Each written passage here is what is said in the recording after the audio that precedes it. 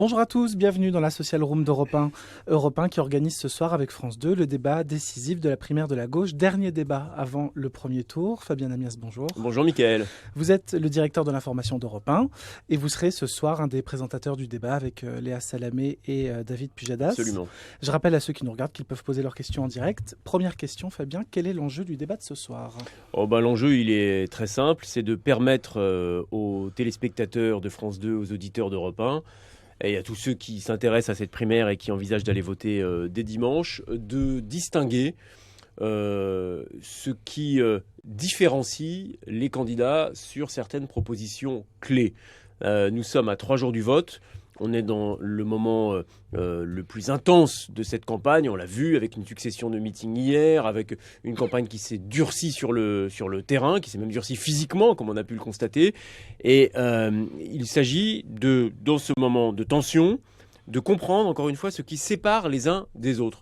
On ne cherche pas à organiser un pugilat, c'est absolument pas le sujet, certainement pas. Et ça, franchement, c'est pas comme ça qu'on conçoit la politique, et je pense que les citoyens détestent ça, en tout cas c'est une conviction, mais il faut à tout prix éviter également l'exposé un peu didactique, chacun va aller avec sa proposition, etc., et chacun est dans son couloir. Il faut qu'ils puissent échanger, il faut qu'ils puissent se parler, il faut qu'ils puissent argumenter sur leurs propositions, défendre leurs propositions face aux interrogations des uns et des autres. C'est ça l'enjeu de ce soir. Vous avez suivi les débats, les meetings. Vous avez l'impression qu'on n'a pas encore bien distingué qui propose quoi vraiment entre chaque candidat ? Il y a quelques propositions clés qui ont émergé, le revenu universel de Benoît Hamon, la notion de protectionnisme chez Arnaud Montebourg, mais comment est-ce qu'il voit la santé de demain ? Comment est-ce qu'on remboursera les soins quand on ira chez le médecin ? Quelle est leur vision de la situation internationale ? Quel est le rôle que l'Europe peut jouer aujourd'hui face à l'Amérique de Donald Trump ? Quelle conception de la sécurité ? Le rôle de la police municipale, des questions extraordinairement concrètes. C'est ça que nous leur poserons ce soir. Donc il y a encore beaucoup de choses, de thèmes à défricher. On va essayer de le faire aussi en l'accent sur les préoccupations quotidiennes des gens. Alors il ne s'agit pas simplement d'être trop ni dans les détails, ni dans l'immensité des chiffres, mais de dire concrètement qu'est-ce que votre présidence changerait pour la vie des Français. Est-ce que vous avez le sentiment que les Français sont moins mobilisés, on va dire, par cette primaire de la gauche par rapport à la primaire de la droite ? Ça, je ne vous surprendrai pas en disant qu'attendons dimanche pour le savoir. Ouais. On fait dire beaucoup de choses au sondage, qui semblent indiquer d'ailleurs une mobilisation qui sera sans doute correcte dimanche. On n'en sait rien.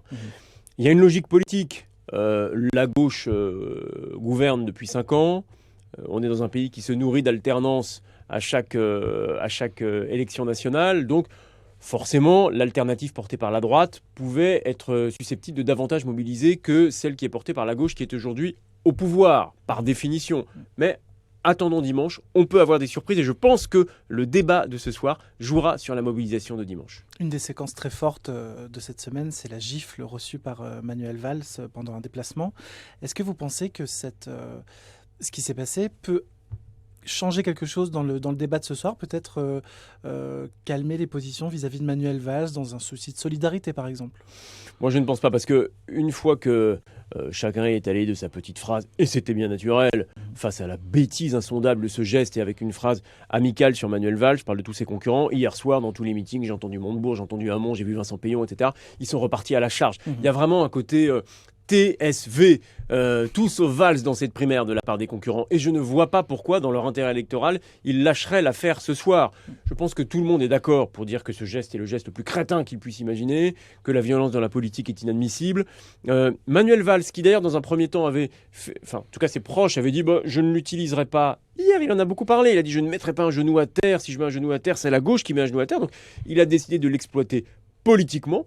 Pourquoi pas ? On verra si ça a un effet ou non, mais je ne pense pas que ça calmera les ardeurs sur le fond de ses concurrents. Je vous pose une dernière question, parce qu'il y a beaucoup de travail qui vous attend. Mais c'est avec plaisir que je vous réponds en tout cas. Vous présenterez donc ce soir le débat avec Léa Salamé, David Pujadas. Racontez-nous comment s'est passé le travail sur ce débat. Vous vous connaissez tous les trois ? Oui, on se connaît. Alors moi, je connais très bien David Pujadas depuis des années. Ça fait plus de 20 ans qu'on se connaît.